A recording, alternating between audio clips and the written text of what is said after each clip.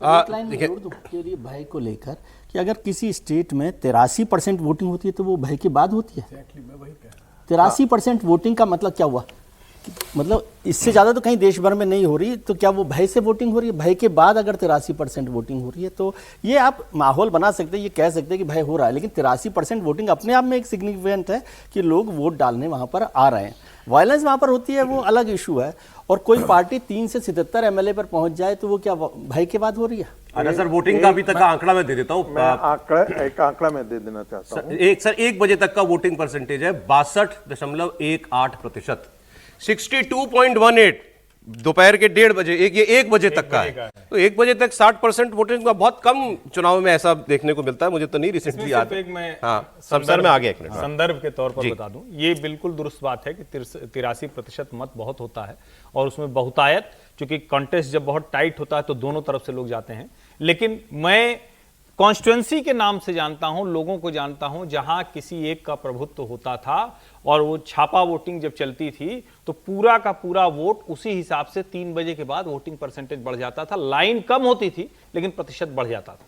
बंगाल में ये होता आया है, ये बाकायदा इसके मतलब जिसको साइंटिफिक रिगिंग कहते हैं, जिसको छापा वोटिंग कहते हैं, जिसको बूथ जैमिंग कहते हैं, वो होता रहा। लेकिन हां, भारतीय जनता पार्टी ने भी वो लड़ाई लड़ी है, जैसे ममता लड़के यहां आई, ठीक है, अब भारतीय जनता पार्टी को लड़ाई लड़नी है। तो हम दोनों तरफ से कह सकते हैं कि इतने की जरूरत इसीलिए पड़ी क्योंकि इतनी हिंसा थी, लेकिन हाँ, लड़ाई तो हो रही है। 1 बजे तक 62.18% मतदान, और उसमें भी सबसे ज्यादा बांकुड़ा में 64.5%, बीरभूम में लगभग 64%, दक्षिण दिनाजपुर में 63% वोटिंग हो चुकी है। सर मैं वो एक लाइन से जोड़ना, कभी आपने ऐसा सुना है कि जो दूसरा साइड है वोट देने वाला जी, उसको वोट देने से 2 दिन पहले ही ये उसके सारे जो वोटिंग आई कार्ड वगैरह अपने जेब में रख ले तृणमूल कांग्रेस, और बोले कि अब तुम वोट देने नहीं जा सकते हो, और उसका भी वोट पड़ जाता था। अच्छा ठीक है, प्रोफेसर साहब बताएं आपका।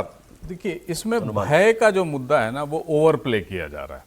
वो ओवर प्ले इसलिए भी किया जा रहा है कि लोग को ये फील कराया जाए कि तृणमूल कांग्रेस जो सत्ता में है वो सिर्फ भय के आधार पर है। अगर वो भय के आधार पर होती तो सीपीएम पहले भय के आधार पर ही थी, जिसको रिमूव किया तृणमूल कांग्रेस ने।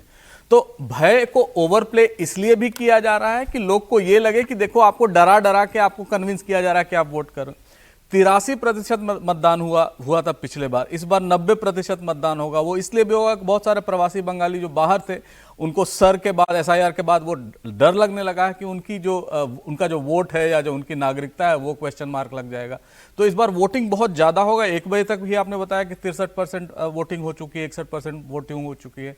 तो भय को ओवर प्ले करके यहां दिखाया जा रहा है, और साथ में यह भी दिखाया जा रहा है कि देखो 2,40,000 सेंट्रल आर्म्ड पुलिस फोर्सेज लगाई गई हैं, तो भय के चलते आप बाहर निकल सकते हैं। लेकिन जब 83% वोट होता है, गुप्त मतदान होता है, मैक्सिमम लोग ये जानते हैं, तो वहां क्या करेंगे?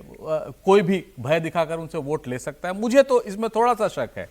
लेकिन एक बात तो है कि अगर वोटिंग ज्यादा होगी, परसेंटेज ज्यादा होगी और एसआईआर का कुछ असर हुआ होगा, तो भारतीय जनता पार्टी को उसका फायदा मिल सकता है। लेकिन यह भी कह देना कि सिर्फ भय के चलते ही तृणमूल कांग्रेस उतने दिनों तक सत्ता में रही है, मुझे लगता है ये चलें ठीक है सर, ये दोनों तरफ की बात आपने सुनी।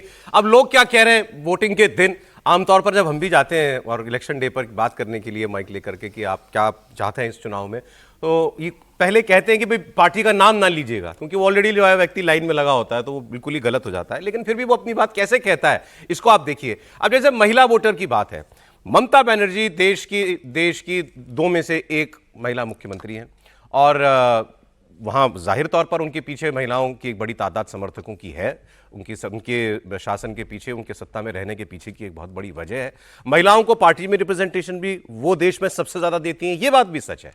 लेकिन इधर दूसरी तरफ प्रधानमंत्री का और उनकी पार्टी बीजेपी का भी पूरा फोकस वो महिला वोट पर ही था। अब उनको क्या कहना है, देख लीजिए आप। क्या नाम है माता जी आपका? गीता भट्टाचार्य। गीता भट्टाचार्य। क्या करती रही? पढ़ाती थी, टीचिंग में थी, क्या थी? अच्छा, बहुत उम्दा, बहुत उम्दा। ये बताइए कि जब वोट करने आई घर से, तो क्या सोच के आज निकली थी? क्या करने का इरादा है? शांति चाहिए। शांति। अभी शांति है कि नहीं है? शांति को थाओ नहीं। नहीं है। शांति को थाओ नहीं। शांति नहीं है, शांति चाहिए, मतलब परिवर्तन चाहिए, राइट? क्या सोच के वोट किया? क्या हमें शांति चाहिए। शांति भी नहीं है।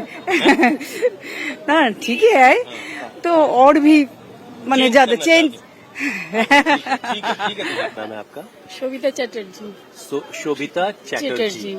तो आज क्या सोच के किस इरादे से निकली हैं आप वोट करने? चेंज करने को। फॉर चेंज, परिवर्तन चाहिए। हाँ। तो अभी दीदी का कामकाज कैसा लग रहा है आपको? क्या क्या उसमें कमी दिख रही है आपको? ये दुर्नीति है इसीलिए, अच्छा और अब बहुत कुछ है। अच्छा, महिला सुरक्षा, वुमेन सिक्योरिटी भी हाँ, कोई- और अवश्य और बहुत सारा जो वो भी इशू है। चेंज चाहती हैं आप, ठीक है। निकली आज शांति चाहिए। अभी शांति नहीं है कि है बेटर बेटर और बेटर चाहिए। बेटर तो क्या इरादा है? चेंज तो जरूर चाहिए। अच्छा, change, vote for a change. क्या करना चाहती है? क्या ऑब्वियसली उम्मीद है? चेंज ही होना चाहिए। अच्छा।